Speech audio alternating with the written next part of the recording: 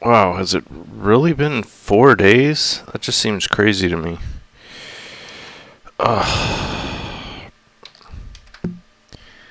Yeah, been ridiculously busy. Work, life, you name it. Wow, that's as large as the map can go. I didn't even know there was a max size. Kind of seems like it's designed to scale to the extent of the toolbars, which is kind of interesting. Learn something new every day about Second Life. Pardon me while I start wolfing down my after school snack here. Technically, it's an after work snack, but what's the difference, really? Work is life, life is school, school is work. It's a big circle, You're always learning no matter where you are. So yeah, I've got myself a Benny's beef frank bagel dog. It's really nice. Put it in the microwave for 1 minute 45 seconds. It's piping hot. Smells really good. Ready to eat. It's like the gourmets, or I don't know, not exactly gourmet, but like quasi gourmets Pop Tart equivalent, or not Pop Tart. Jesus Christ, I'm so out of the vernacular loop. What are those things called? Hot Pockets, right? Boss ladies. How can I turn this up? If I'm lucky, I'll be able to actually teleport here. Oh, goody. Oh, right into the water. Looks like there's a landing point here. Wow, that's a beautiful, like Viking era. I'm gonna turn on chat, not chat, voice. God, where are my voice controls? This is weird. I need to change a few settings here. God. Runaway clicker hand. Come on, work with me here. Fix sky, 3 p.m. I'm totally amped because I just finished off my coffee, which I made like twice as strong this morning than usual. Look at those details. There's some like flies swarming around the fish. Already I'm loving this sim.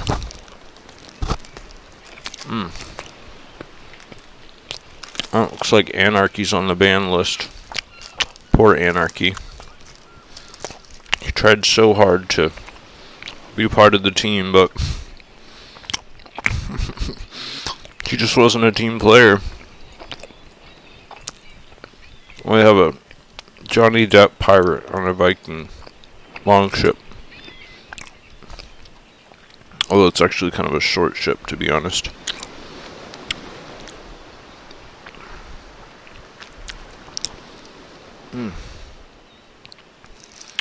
I can just imagine I'm going to get 101 complaints about my loud chewing. No lie, I made this one video one time, and it got super popular, like it went viral. But in this video I was chewing bubblegum, because back then I used to hate making videos, like they made me so nervous. I could barely even think straight while I was making a video. Oh, that's cool. It's like a water wheel activated winching crane system, but there's no water flow, so maybe that's just a counterweight. I don't know. Pretty cool build, though.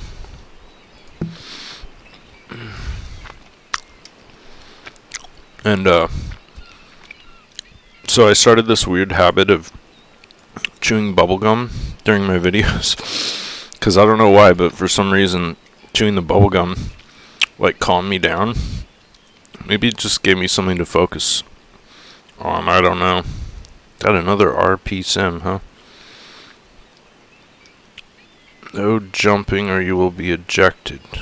No exceptions. So in other words, like this? Is that what they're talking about? Sorry, Mango. Slaves are not allowed to use bow at Kandor. You will be ejected without second warning. So I like the zero tolerance policies. Clearly this BDSM style sim is not pulling any punches. Or at least the lowly males. I'm sure the women are allowed to jump and use bows and whatever they please, but not the men. Oh, this is beautiful. So cool. Oh yeah, I was gonna try to turn on voice. I don't know why, but voice like really is intermittent on my system. Yeah, let's see. Middle mouse, is that right? Middle mouse. It's enabled. Media to autoplay. Don't want that on. Middle mouse, yeah. Huh. I don't know why my voice isn't activating. Kind of annoying because I feel like it would be really useful for people to know like what I'm doing. Like if I'm just wandering around looking at stuff, if my avatar is constantly broadcasting my voice so that people have some idea what I'm doing, that I'm actually doing kind of a show, so maybe they won't interrupt, or at least won't be like saying like, what the hell are you doing, NeoToy? Oh yeah, my video card seems to be getting more and more unstable, so they turned off flying on this sim. So I may crash out at any time. Good news is my new video card has already been shipped, so I should probably be getting that within the next 5 days or so, and then gonna install that right away. I'm really excited about it because it's like a top of the line video card. I used my almost 100,000, well, a little over 100,000 lindens that I cashed out to buy this video card.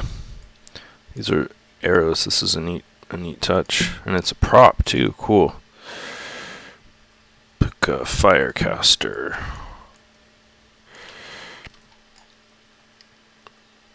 Looks like there was some kind of a raid here. Alright, time for another bite of Bagel Dog.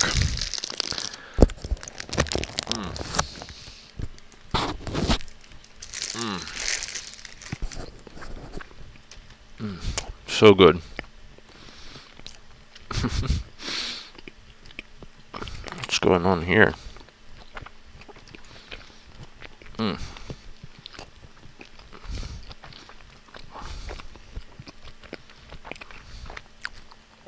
Yeah, by the way, this is not a paid promotion for,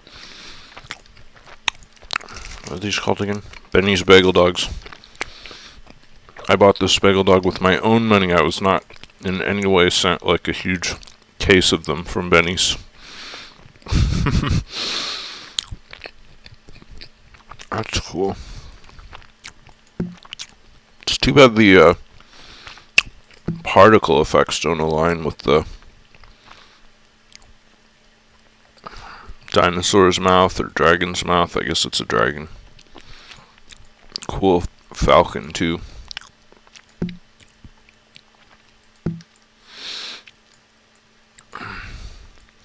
See, I just got off work, planted a 68-foot row of arugula and a 40-foot row of 4 different varieties of spinach.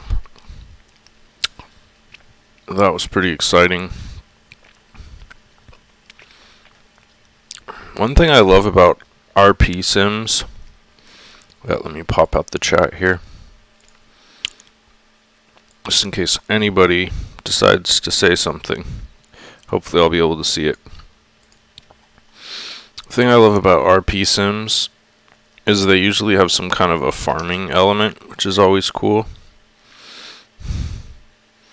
Man, I better be careful since I'm a derelict male here. If one of these Amazon sees me, could be curtains for old Neo Toy Story. You might never see me again. I might just end up in some kind of like RP dungeon manacled to a sex cross or something. Who knows? This is a cool build. I like the quality is really high. I mean, the furniture clashes a little with sort of the more period aesthetic, but it is what it is. So yeah, I really enjoy the farming aspects of RP Sims because of my experience in agriculture, which the more I think about it, the more it just blows my mind, because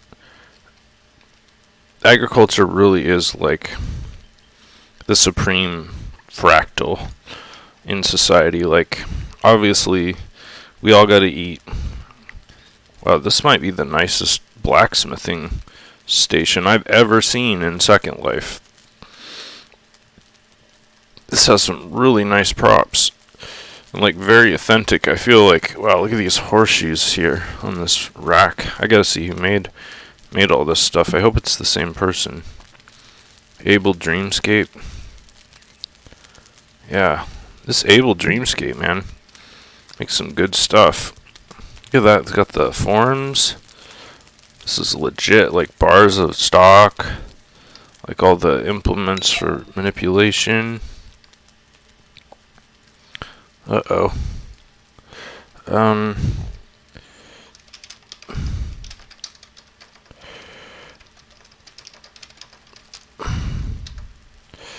Alright, let's see. I think, no, this is the dashboard. I need to send like a link to the copy video URL. Here we go.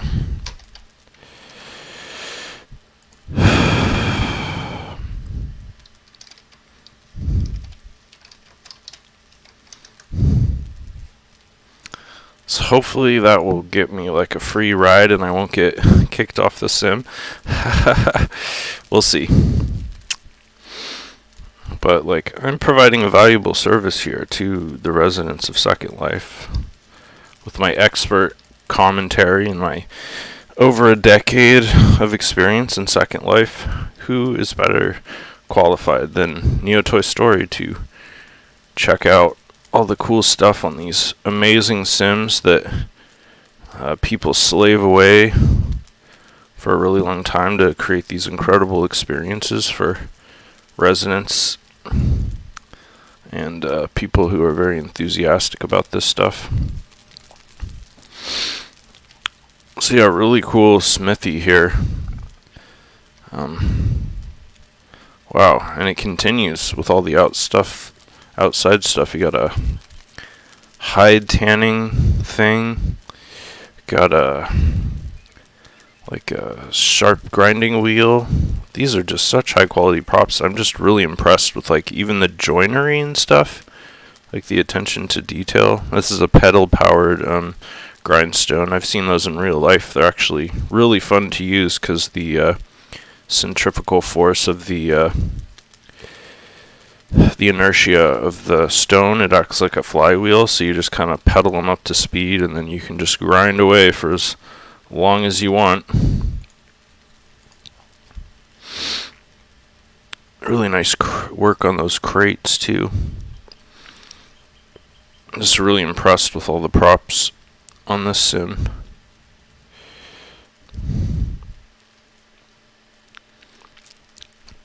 Aside from that furniture, just in that one house, I feel like they've done a really good job of kind of sticking to the period aesthetic.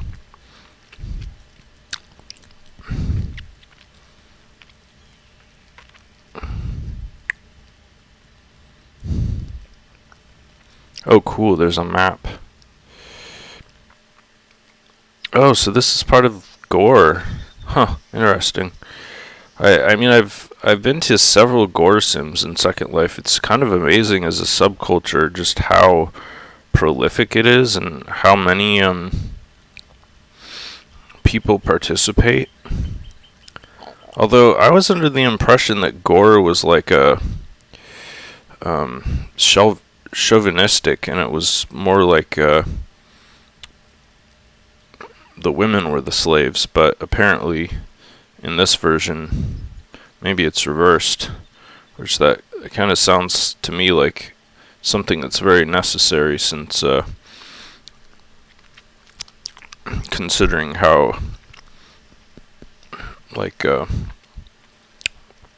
biased Gore is in general. This looks like a bunk room or something. I don't know. That's kind of cool.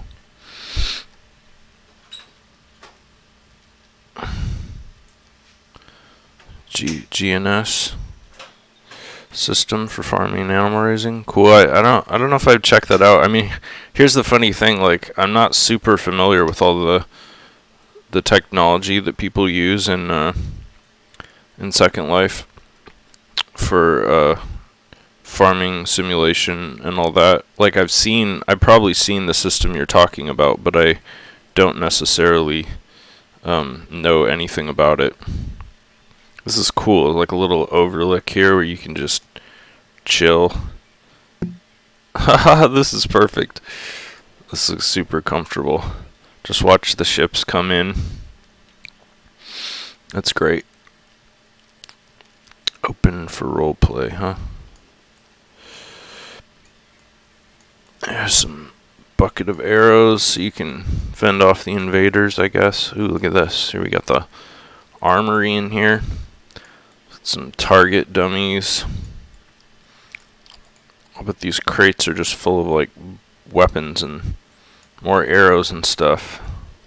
We got the bows and these nice racks. These are also nice props. I wonder if the same person. Yeah, Able Dreamscape, man. Able Dreamscape seems like just did so many props in this schema. And crossbows too, cool. Got the bolts in their own little buckets.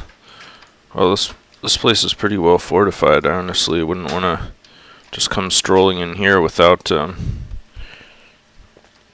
some kind of self-defense. I'm gonna do a little bird's eye view thing to see if I can see the whole sim. So there's like embarkation, and then you kind of follow this path up to the top, and I like the layout. It's really well done. I kind of want to explore that keep right away, and it's right next to my location, so that's pretty cool.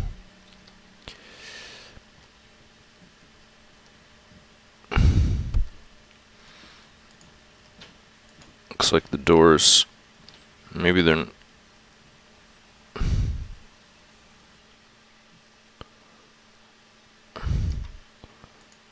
alright, let me see. Just got a chat here, so the credits at the sim, Candor. Okay, I'm not sure exactly what that means, but I would love to accommodate your wishes. I think you just mean you want me to credit like the sim creator or the person who does all the arrangement and stuff. Just let me know if I'm getting close.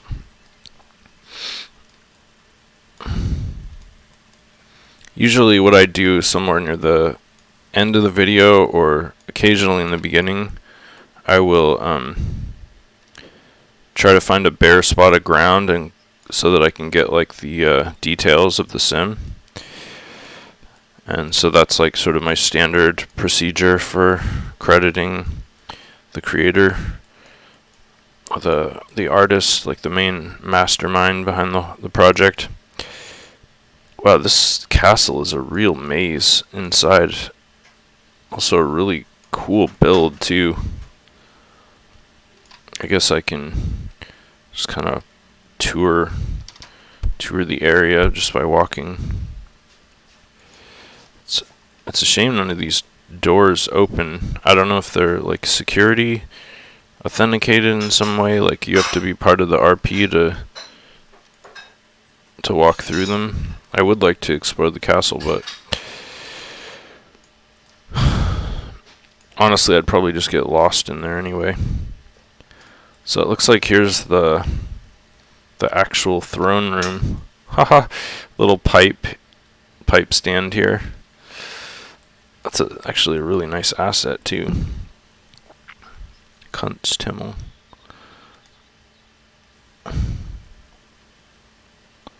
Tia Biscuit made that throne. That's a really nice piece of work. Especially good job on the normal maps. The serpent's pretty cool. Oh, holy shit. Huh.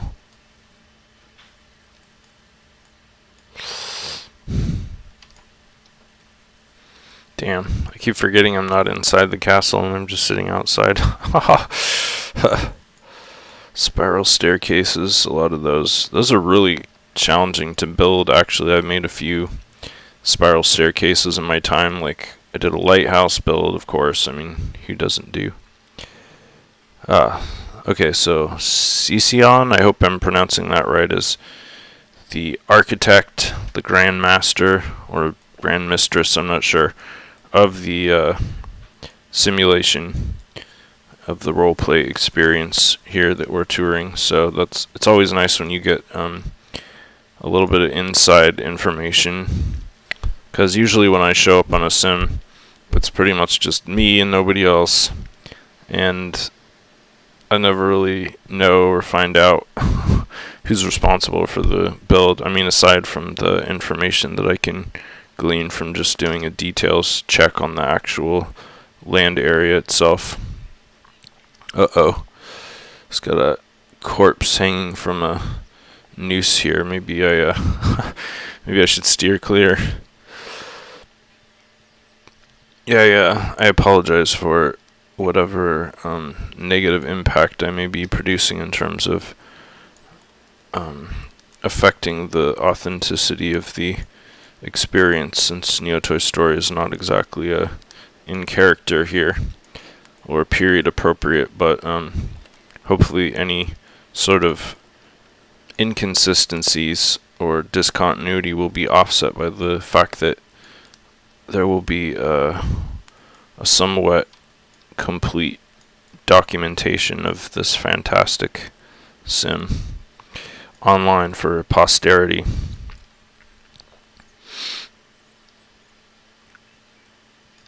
These herbs, this looks like parsley or potentially cilantro, and then not sure what that is. Thyme, I think. That looks like thyme. This is a pretty nice little cooking culinary area. I'm always really impressed with the medieval kind of kitchenettes in Second Life, because they're almost always really well designed and really well thought out. Like, even in real life, you don't see many kitchen areas that are this good. But I mean, it kind of stands to reason, and I've always thought this was actually one of the strongest advantages of Second Life and virtual worlds, is the fact that you can simulate reality and iterate really quickly without any real penalty. So it's just like any sort of simulation where you build a virtual environment that then you can sort of prototype with avatars in the virtual space and sort of just kind of feel out whether or not the layout is good. And if you don't like it, or if you're experiencing friction or something's dysfunctional, then you can just rebuild it really quickly. So that's one of the great advantages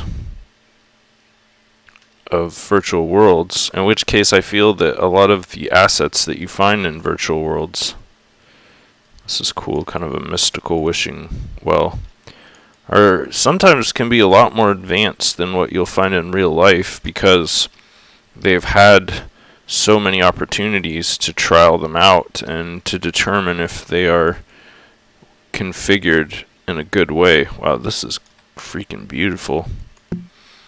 Tia Biscuit. The God's Wooden Throne. This is really impressive, especially with like the tree ears and stuff on there. I see so many things in Second Life that I just think like, man, why couldn't my builds be that good? Like all the items that I've put on the marketplace, I think frequently about how I do not like a lot of the stuff that I've made.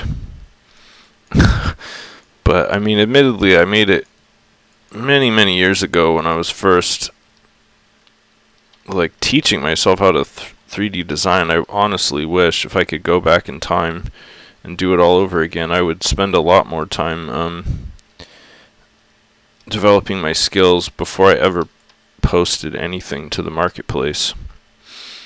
I mean, admittedly, I also just purely through the law of averages and accident produced a lot of stuff that turned out to be pretty awesome and useful. But then there's like this extreme sort of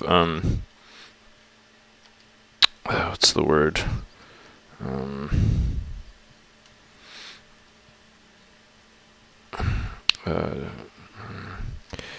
This is pretty cool. I'm looking for that word where things are positioned next to each other and they're very different, and that's not always a bad thing, but usually like the quality level is different. So basically my marketplace store is, or my shop is really like there's a lot of juxtaposition. Like I have stuff that's really well made and thought out, and then I have some stuff that's just crap, and like honestly I should delete those items from my shop, but people are still buying them, and so the price is so low, I feel like it's hard to justify just like deleting them off the marketplace.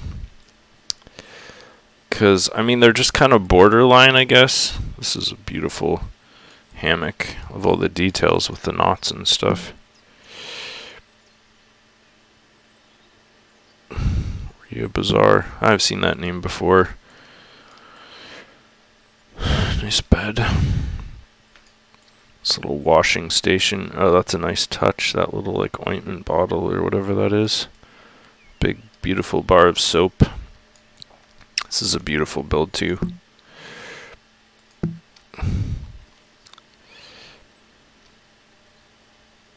Oh, that's cool. That little bird ornament there.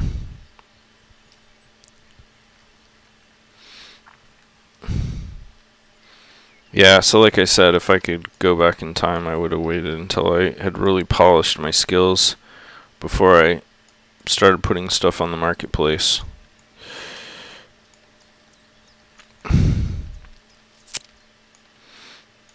But I don't know, that's kind of the beauty of Second Life, really, is that there's a lot of diversity.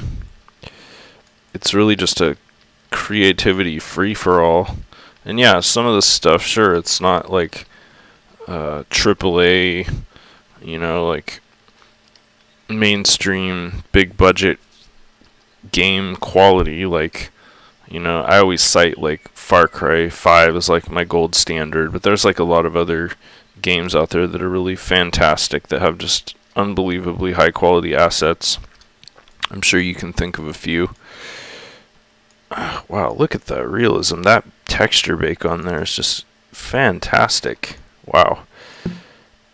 I really wanted to see the poly count on this, and it's pretty high. but not as high as I thought initially. Neva Zenga. But like, look at these blankets, man. Yeah, this is the power of like baking rendered textures with like a really good render onto an object. It looks virtually photorealistic. I mean, from a slight distance, it looks photorealistic. The only downside is that it's like forever fixed in that shape. Like, there's no way you could ever affect the way those cloth surfaces are laying. Like, one day, I know, like, once quantum computing and client-server architecture has reached sort of its apex of development, what we will have is, it'll be like Google Stadia, so like you won't like be necessarily doing the processing on your end, but they will use quantum computers to simulate physics to a level of more or less absolute reality. So I mean, it will be indistinguishable to us from real life, in which case things like that fabric, for example, on that bed could be something where, like, in VR, you could... Oh, this is cool. It's a Lucky Bamboo, but it's, like, ginormous. That's really cool. Drew made this. Where basically your avatar could, like, climb into that bed using a VR interface, and, like, the cloth would behave realistically. You could, like, pull the bedspreads on top of you.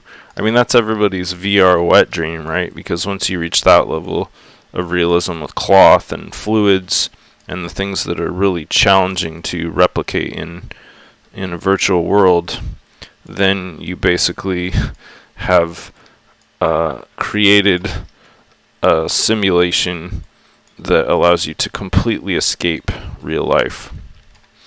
I mean, assuming that's what you want. It's like in all the Isaki anime and stuff, where you're basically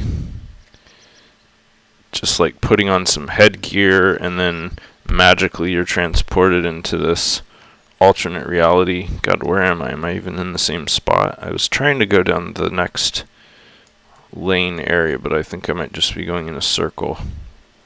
Yeah, I went the wrong direction. Typical. But yeah, like, once you're able to put on that neural interface, and then you can just literally mind jack yourself into an alternate reality. I don't want to fall down there since flying is turned off. Oh, this is cool. Nice log bridge here. That's pretty rad. I mean, why do you suppose people want to leave the real world, or the quote-unquote real world? Because it's all the real world. It's just like a layer of abstraction, a slightly different version of our real world. Why do people want to leave quote-unquote reality and enter a virtual version of reality? I mean, there's a million different reasons, right? For me, for example, it's like recreation. For some people, it's escapism. For others, it's because they have some kind of physical disability and they literally can't thrive or live to their fullest potential in the quote-unquote real world. So, I mean, there's a ton of justifications for putting the time and energy and whatever is needed into what is this called? The Iron Throne or the Throne of Swords? I'm not a Game of Thrones guy, but this is a pretty I like how it's a very simplified version. It almost is like photogrammy, like 3D scanning with just a few sprites. That's very optimized. It doesn't hold up to close inspection, but it communicates the concept almost instantaneously. That's cool. Plants hanging off the top there. God, I keep getting lost. Okay, good. Now I know where I am. I think that's a sign of a good sim. When you can get lost in the sim, that's really a sign of a good design. Like, because even though sim geographical areas are massive, usually if the sim isn't like well laid out, it's really easy to like just walk through a sim and tour it in like 5 minutes. So if as the architect you can build structures and areas on the sim, like these ruins are fantastic. Kendra Zarok. Oh, here we go. Let me see. So this is the person who's responsible for the sim. So I'll let this profile load. I don't know why they always take like a million years to load on my computer. So I'm still not entirely sure if... Oh, it looks like a male avatar, which doesn't necessarily mean anything. So 2009, Argentina. So yeah, that's pretty cool. Thanks for creating this experience. I've been enjoying it so far. I'm really impressed. So yeah, like I was saying, the architecture of the sim, if you take a lot of time to do the terraforming and putting up structures and stuff, you can take that huge or relatively perceptually small space of a sim and make it seem huge, like massive. And especially if you're working on fully three-dimensional structures, which this has a lot of layering, which is really great. Like some of the sims I've been on, they just go full bore z-axis and go like up 6,000 meters into outer space, practically into the atmosphere of Second Life. Oh, this is a great fountain. Able Dreamscape yet again. Oh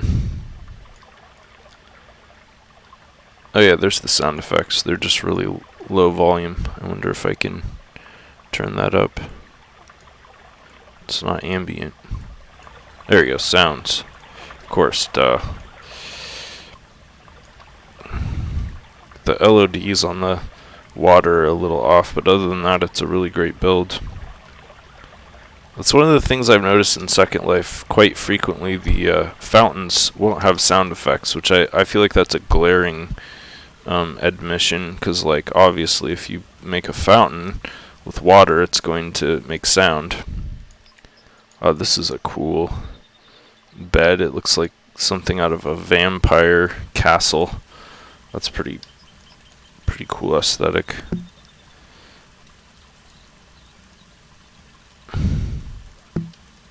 Lots of really old creators. I'm actually kind of surprised, but not like that surprised, that a lot of the assets that I've seen in Second Life were created by people who've been around for, 10, 11, 12, 13 years.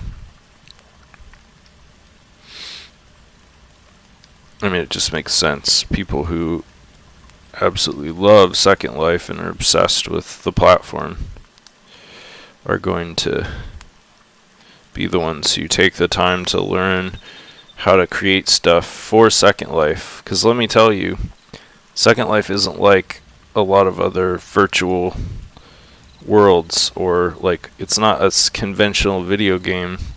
In order to create stuff for Second Life, you have to kind of educate yourself along an entirely, well, not entirely, but a fairly unique workflow in order to create assets for Second Life. Mainly because of Linden Labs' sort of organic restrictions and idiosyncrasies that require special treatment and formulation of assets and textures and so forth. Although I will say this, Linden Labs has been doing so much work to try to like synchronize Second Life with sort of what you would say the industry standard of this is also a beautiful bed. Lots of nice beds. I like how there's so much bed diversity on this sim. Yeah, so Linden Labs is working really hard to kind of bring Second Life up to speed with all the modern technologies. Like, it started with Mesh, like adopting Collada as like an import standard, and they've gotten so far beyond that though. Oh yeah, Havoc Physics, that was also sort of a major moment in Second Life for synchronization. And most recently, I guess the latest build, one of the latest experimental builds has been to introduce the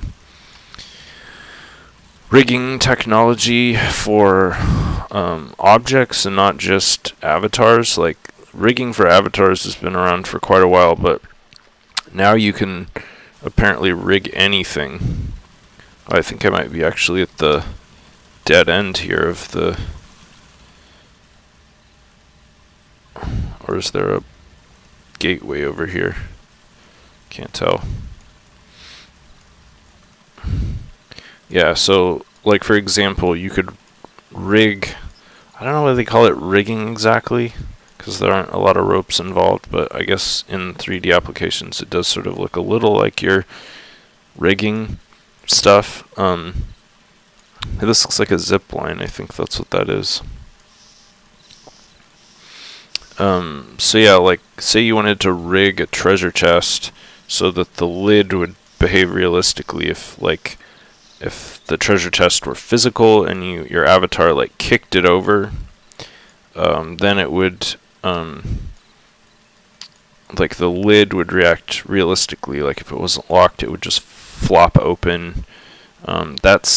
That sounds like a fairly straightforward thing that you probably would be really used to if you'd played a lot of games. However, that's actually a very sophisticated technology that, from the 3D artist standpoint, takes a lot of additional effort, because you're basically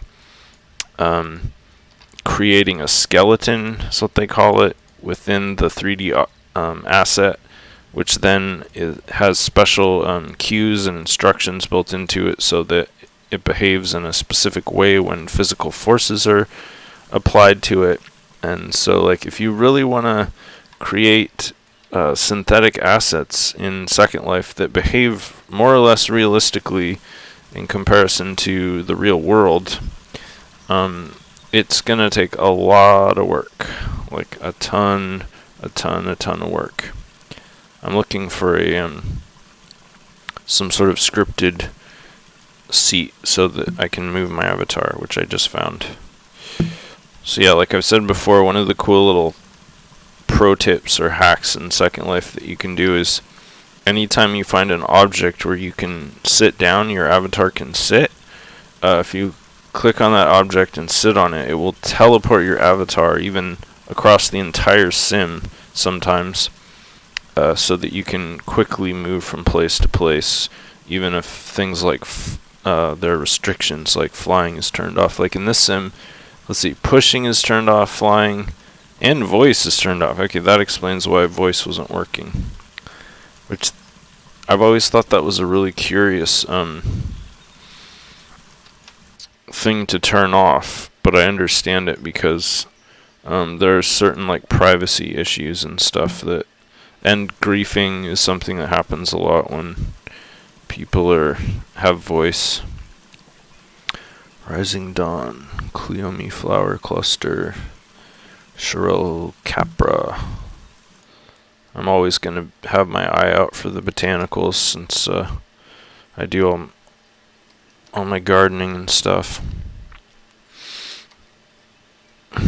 It's that bridge I crossed a little while ago.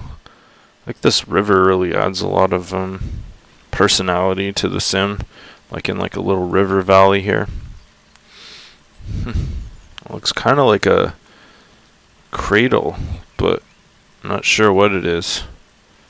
Very cool aesthetic though to that. Oh, it's a seat. Alright, let's see if I can sit in here. Huh, that doesn't look super comfortable. That looks slightly more comfortable. I don't know, I'm not sold on that as a seat. But aesthetically, it's cool.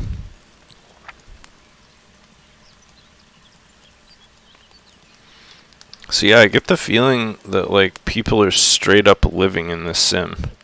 I mean, like hardcore RPing, because if you look inside these, every dwelling, a nice bondage, Frosty the Snowman. Got great baking job on that and the specular map. Beautiful work. Well, Nico and a Buddha. Yeah, but each one of these houses has a lot of personality, which kind of makes you feel like or believe that they are being occupied.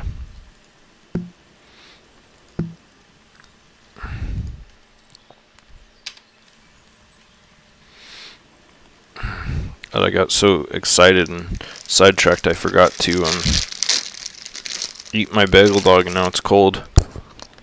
I'm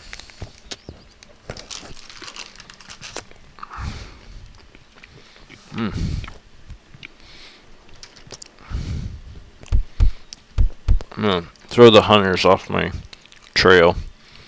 You know, Neotoy's always being hunted throughout the metaverse, so I really have to be careful. Keep them off my scent occasionally. That's how I've survived for so long.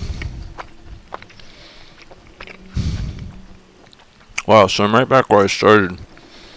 I feel like there's still a lot of stuff to explore in this sim. But I also feel like I saw a lot of it too.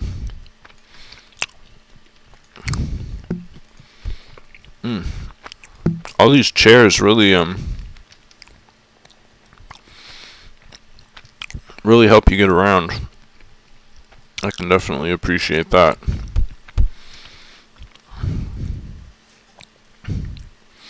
So yeah, now I'm like on the other end of the sim, and I guess I did kind of. I don't think I came up here, did I? Maybe I did. Did I? And I'm going senile. Yeah, I remember. I remember that area. So I guess I have basically explored the whole sim. The only thing I didn't really get into in depth was this totally awesome castle, which actually I want to see who made this again. Kendra Zurak. Fnatic Products. So yeah, this is a really impressive build. I mean, I don't know if it seems that way to just the casual observer, but having made some stuff like this, it takes a lot of work to like break. You can actually see the sections, like see where this texture seam is.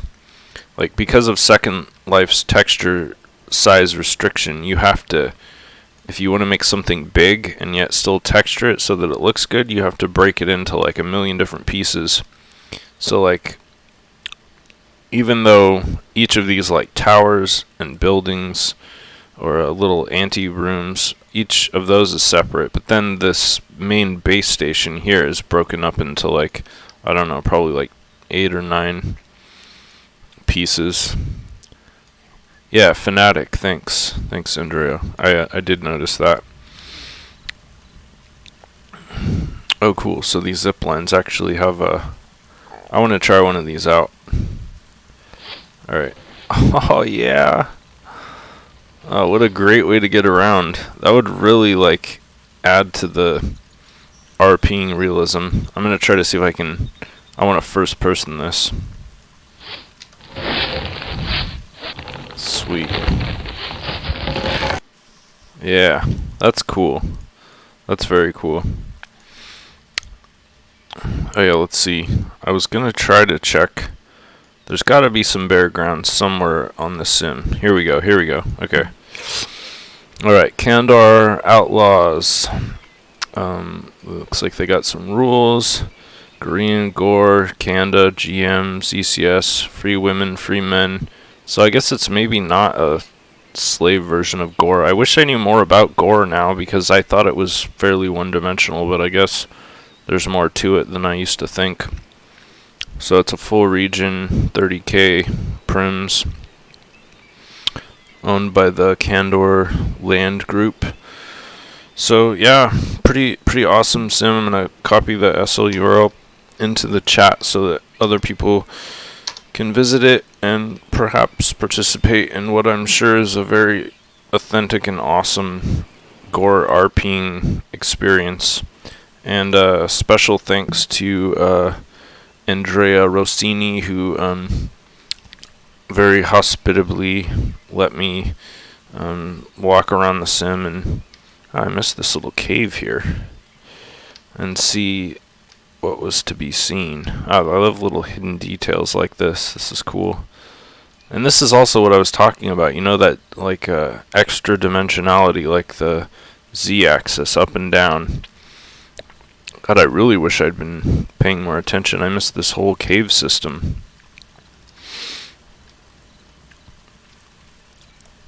Well, I guess the video is gonna go a little bit longer than I thought. This is a very well-made cave system too. More Fanatic, and it looks like modular. If that was a turn, so that means someone bought like a modular construction set and then had to build this whole cave piece by piece, which is incidentally one of what I'm working on right now is a modular construction set, but it's a more industrial modular set than like cave system. So that's cool. There's a huge cave system that goes throughout the whole underbelly of the sim. Wow. I really I wish I'd discovered this with my avatar. Oh, the kill room, huh? Okay. That sounds ominous. This is a neat Mr. Fundati. Dead tree trunk. I love builds like this. These are some of the hardest things to build or 3D model in any world as an asset, is stuff like this, where it's an organic structure that has then experienced damage. Like, and that's a really good job. Oh, I must be in the kill room. Apparently I found it. Kind of looks like one of those martial arts training areas where you have to like fight while you're jumping around on all the obstacles and stuff.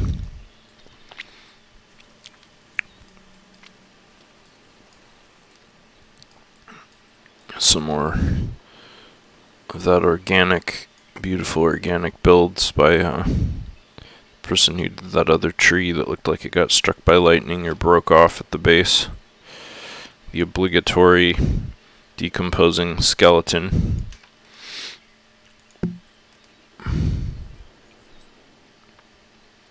A skeleton lying. Limited quantities, wow.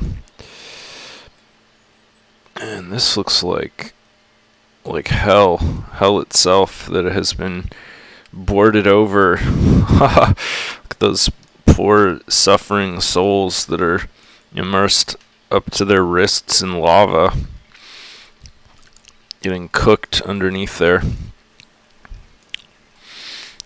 So yeah, there's still obviously some secret areas and mysteries to explore in this sim, but I think I will probably, since I'm coming up on an hour, what I'm going to do is just leave the rest to the imagination and to the